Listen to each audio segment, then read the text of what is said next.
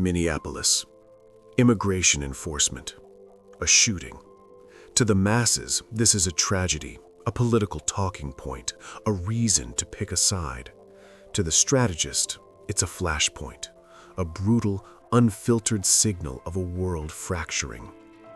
The incident itself is a symptom.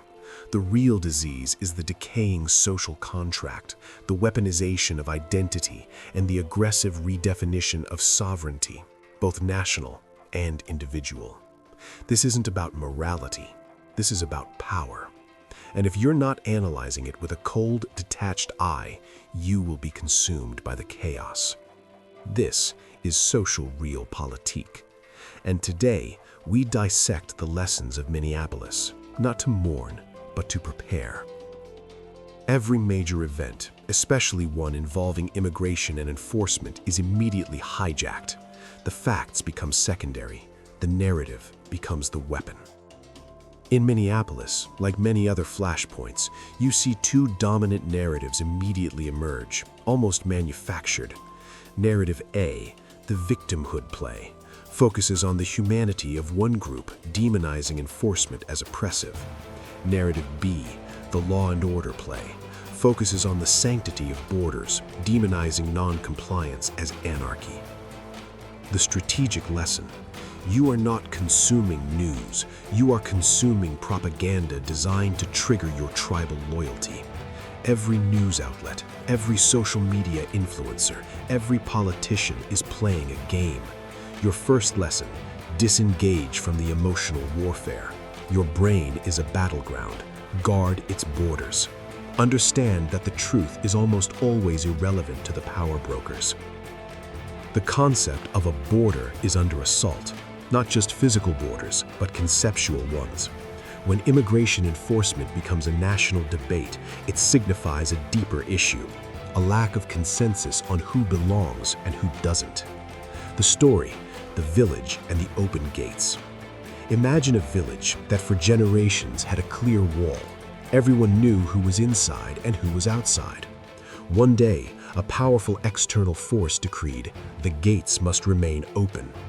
Initially, there was goodwill, but soon the resources dwindled. Old customs clashed, crime patterns shifted. The original villagers started to feel like strangers in their own home. Those who spoke up were branded bigots. Those who tried to enforce old rules were called tyrants. This isn't about being right or wrong. This is about the dissolution of a collective identity and the erosion of individual safety. If your government cannot or will not define and defend its own boundaries, how secure is your own property, your own digital identity, your own children's future? This is the core question for the sovereign. In times of crisis, tribalism intensifies. People retreat to their ideological bunkers. You see this in online debates. If you're not with us, you're against us. This is a feature, not a bug, of modern control. They want you fighting each other. While you are arguing about the shooting in Minneapolis, they are tightening their grip on your data, your finances, and your freedom of movement. Your outrage is a distraction.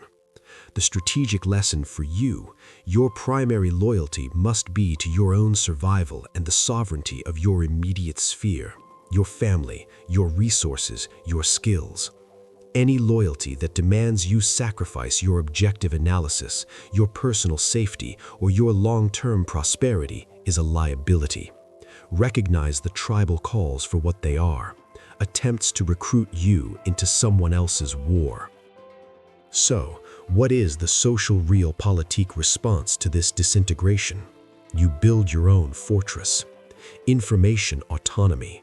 You are your own news aggregator. You consume raw data, primary sources, and diverse perspectives. You ignore the hot takes. You cultivate a network of reliable, anonymous sources. Resource autonomy. Reduce your reliance on centralized supply chains.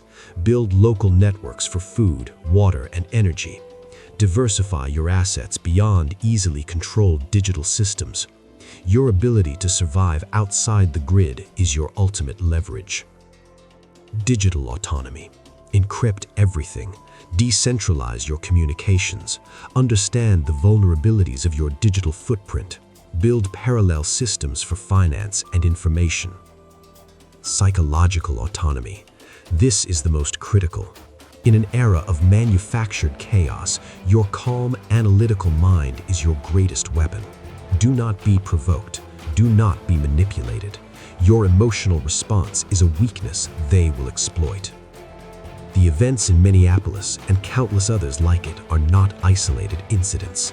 They are tremors in a much larger earthquake. The illusion of a stable, cooperative global order is shattering. This is Social Realpolitik. We don't offer hope, we offer strategy. We don't provide comfort, we provide the tools for survival and dominance in a brutal world.